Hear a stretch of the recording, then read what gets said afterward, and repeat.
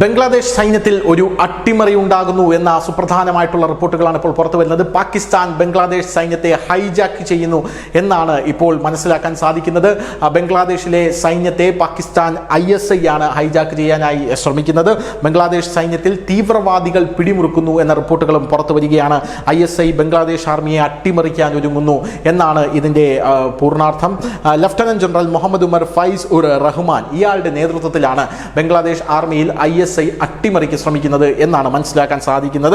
ആർമിയിലെ ക്വാർട്ട് master ജനറലായ ഇദ്ദേഹം ഒരു radical ഇസ്ലാം സൈദ്ധാന്തികനായാണ് കണക്കാക്കപ്പെടുന്നത്. പോരാത്തതിന് കരസേനാ മേധാവിയായിട്ടുള്ള ജനറൽ വഖാർ ഉൽ ഉസ്മാനെ താഴെ ഇറക്കാനാണ് ഇയാളുടെ പ്രധാനപ്പെട്ട ശ്രമം എന്നും അറിയാനായി സാധിക്കുന്നു. ഈ വഖാർ ഉൽ ഉസ്മാൻ എന്ന് പറയുന്ന കരസേനാ മേധാവി ഇന്ത്യയുമായി മൃദു സമീപനം പുലർത്തുന്ന ഒരു കരസേനാ മേധാവിയാണ്. അതുകൊണ്ട് തന്നെ ഇത്തരത്തിലൊരു കരസേനാ മേധാവിയെ പുറത്താക്കി കഴിഞ്ഞാൽ ബംഗ്ലാദേശിലെ പട്ടാളം ഇന്ത്യക്കെതിരെയാകും എന്നാണ് ഇപ്പോൾ ISI കണക്ക് കൂട്ടുന്നത്. കഴിഞ്ഞ ആഴ്ച ISI തലവൻ ധാക്കയിലെത്തിയപ്പോൾ അദ്ദേഹം കണ്ട പ്രതിനിധി സംഘത്തെ നയിച്ചത് ഈ ഫൈസ് ഉർ റഹ്മാനാണ്. അതായത് ഈ മതമൗലികവാദിയായിട്ടുള്ള ഈ പട്ടാളക്കാരനാണ്. ISIയുടെ പിന്തുണയോടെ ബംഗ്ലാദേശ് സൈന്യത്തിന് പുതിയ ഒരു മുഖം കൊടുക്കാനുള്ള ശ്രമങ്ങളാണ് ഇപ്പോൾ നടക്കുന്നതെന്ന് പറയുന്നു. പ്രത്യേകിച്ച് ബംഗ്ലാദേശ് സൈന്യത്തിൽ നിന്ന് ഇന്ത്യൻ മുദ്ര എടുത്തു കളയുക, അതിനുള്ള ശ്രമം നടത്തുകയാണ്. വഖാറിനെ സ്ഥാനഭ്രഷ്ടനാക്കാൻ സേനയിൽ വേണ്ടത്ര പിന്തുണ നേടാനാണ് ഇപ്പോൾ ഫൈസുർ റഹ്മാന്റെ ശ്രമം. ഇതിനായി ബംഗ്ലാദേശ് രഹസ്യാന്വേഷണ ഏജൻസിയായ DGFIയുടെ സഹായവും അവർ തേടുന്നുണ്ട് എന്ന് മനസ്സിലാക്കാനായി സാധിക്കുന്നു.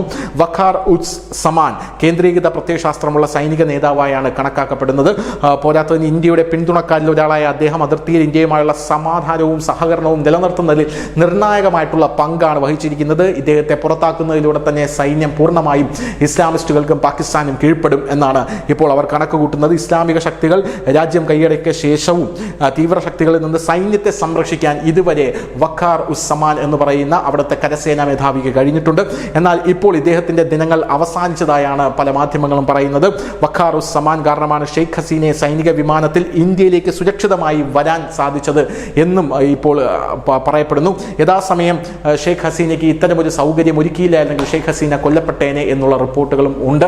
ആ വഖാർ ഉസ് സമാന്റെ ആ ഒരു സ്ഥാനത്തേക്കാണ് ഇപ്പോൾ ഒരു മതമൗലികവാദിയായിട്ടുള്ള റാഡിക്കൽ ഇസ്ലാം സൈദ്ധാന്തികനായി കണക്കാക്കപ്പെടുന്ന ഈ കരസേനാ മേധാവിയായിട്ടുള്ള ലഫ്റ്റനന്റ് ജനറൽ മുഹമ്മദ് ഉമർ ഫൈസ് ഉർ റഹ്മാൻ വരാൻ പോകുന്നത്. അങ്ങനെ ഉണ്ടായാൽ ബംഗ്ലാദേശ് സൈന്യം വലിയ രീതിയിൽ പ്രതിസന്ധിയിലാകും. News desk news India Malayalam.